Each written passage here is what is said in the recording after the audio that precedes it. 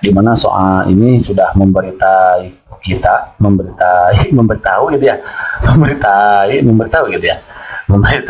memberitahu sama aja ya. Soal sudah memberitahu kita begitu bahwa ini katanya orang harus melakukan tindakan-tindakan hukum tertentu secara aktif untuk menjadi warga negara disebut bla bla bla.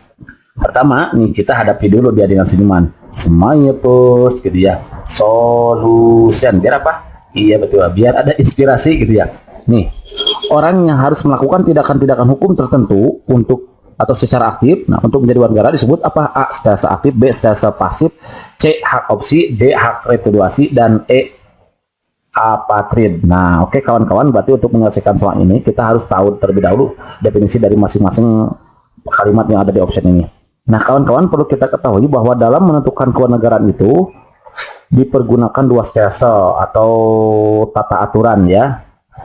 Jadi untuk menentukan, kita harus tahu dulu ya, untuk kita tulis aja ya biar tahu ya. Untuk menentukan apa? Untuk menentukan kewarganegaraan,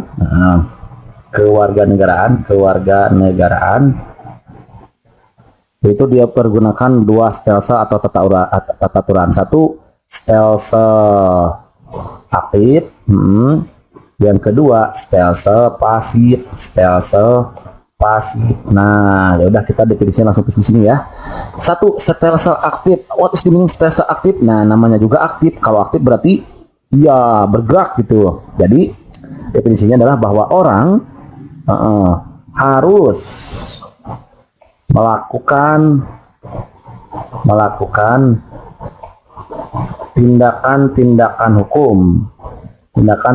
hukum tertentu, oke, gitu ya, tertentu, secara aktif tuh, makanya disebut aktif di sini, secara aktif. Jadi harus aktif di sini untuk menjadi warga negara gitu. Jadi untuk menjadi warga negara suatu negara gitu, maka dia harus melakukan tindakan-tindakan hukum tertentu secara aktif. Dia harus aktif, harus gerak. Beda dengan stelsel pasif. Kalau stelsel pasif itu nih orang dengan sendirinya, kan pasif namanya juga. Orang dengan sendirinya dianggap menjadi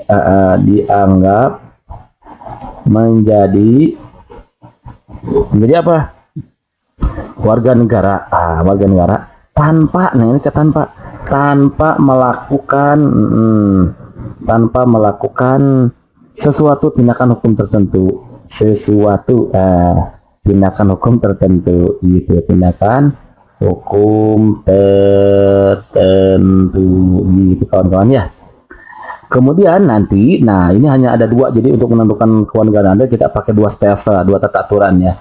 Nah, efek dari sini, efek dari dua stelsel ini nanti berefek kepada, dia efeknya itu kepada konsekuensi hukum. Jadi mengakibatkan konsekuensi hukum berupa satu, nanti ada hak opsi, ini yang ini ada di option C, hak opsi. Yang kedua ada hak repudiasi,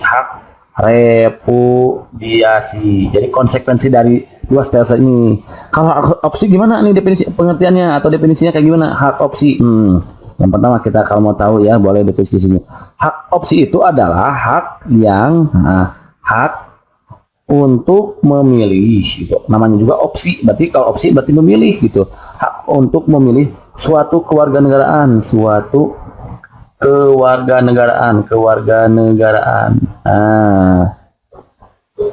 ya, dan berpindah ke negaraan tertentu, dan berpindah ke warganegaraan tertentu,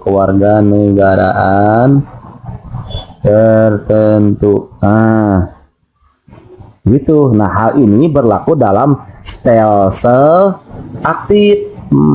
Jadi dengan adanya stelsel aktif gitu, kita diberi hak untuk memilih suatu kewarganegaraan dan berpindah ke kewarganegaraan tertentu karena kitanya bergerak aktif gitu ya untuk menjadi warga negara suatu negara gitu. Sementara hak repudiasi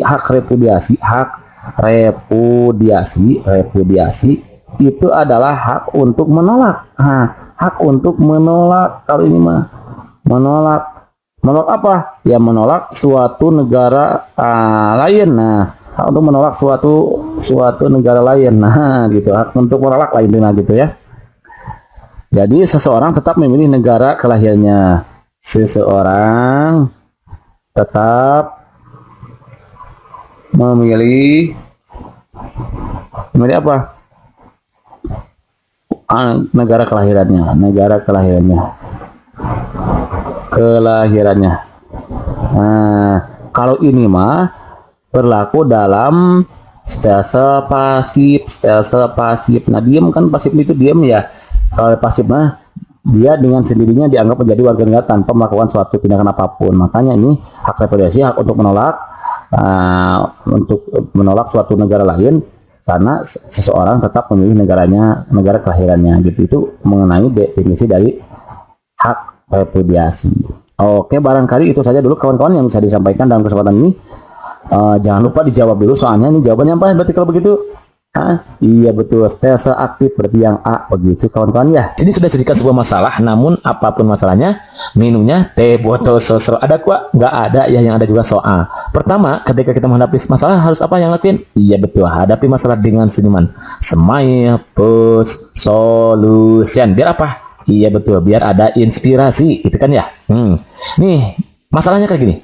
Suatu ideologi yang menetapkan agama sebagai hukum politik dalam dunia modern adalah A.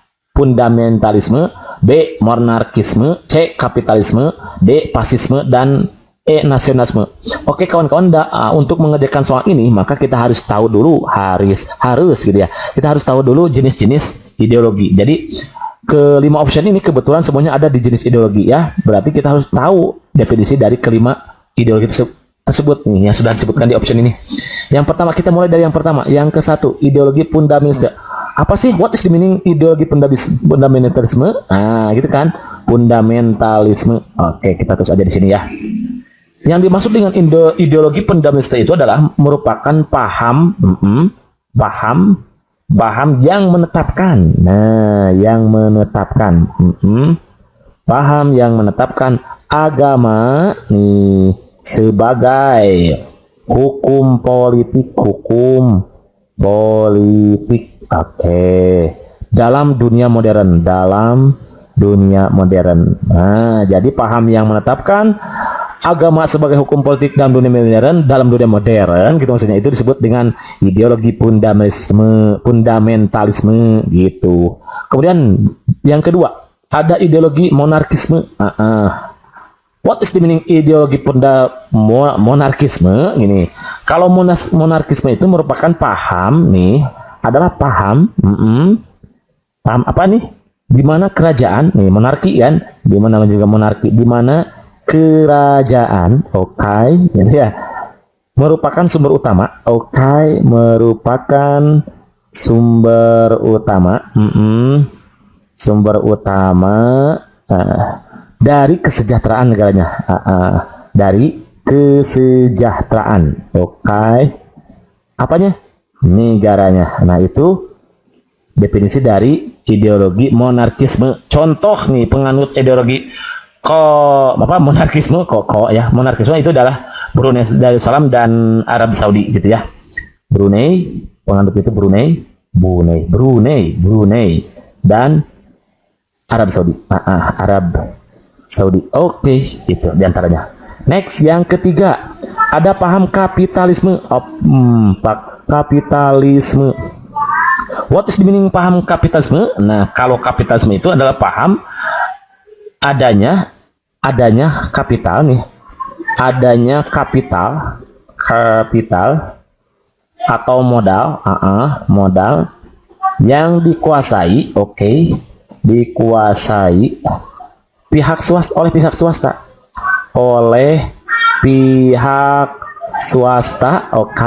gitu. Di mana negara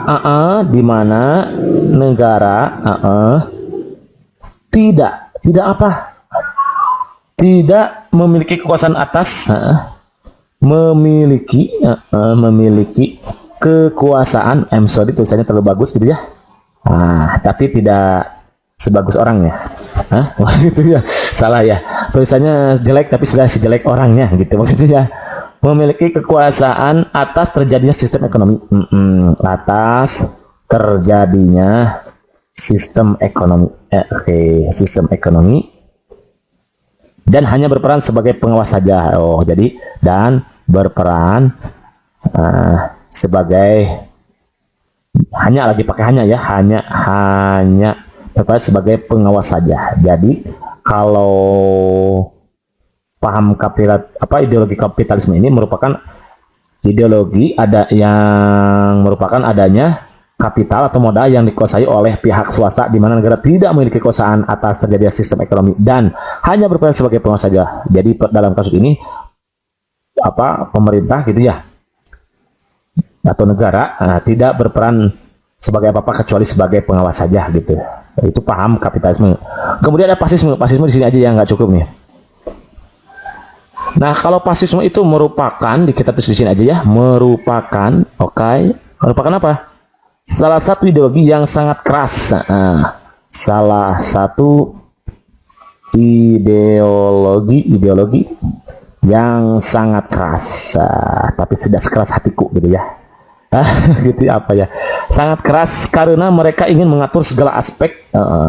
Karena mereka ingin mengatur segala aspek. Segala aspek. Segala aspek apa? Kehidupannya gitu. Segala aspek kehidupannya. Mulai dari politik, gitu ya. Ada politik, kemudian juga budaya dan ekonomi. Itu politik atau budaya, dan juga ekonomi.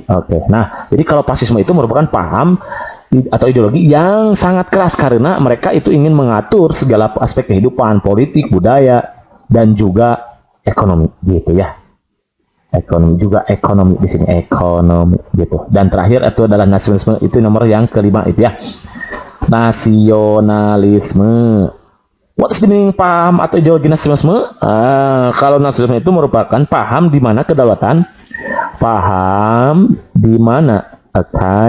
kedaulatan, kedaulatan negara gitu ya, menjadi apa?